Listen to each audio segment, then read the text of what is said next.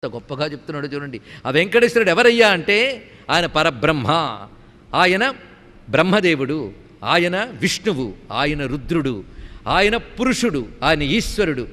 ఇంతవరకు పుంలింగాలు చెప్పాడు కదా. ఆ వెంకటేశ్వరుడు ఇంకేమిటో తర్వాత వివరిస్తున్నాడు.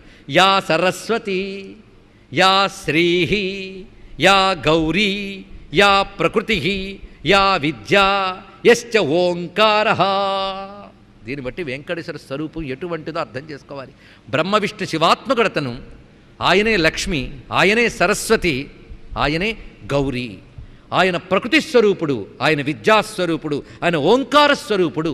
అంతేకాదు వేదా సాంగా సశాఖా, 4 వేదములు, వాటి యొక్క శాఖలు, వాటి అంగములు ఎటువంటి యజుర్వేద, ధనుర్వేద, ఆయుర్వేదాదులు, శిక్షా వ్యాకరణ ఛంద నిరుక్త జ్యోతిష కల్పాది శాస్త్రములు, ఇవన్నీ ఆయన స్వరూపాలు.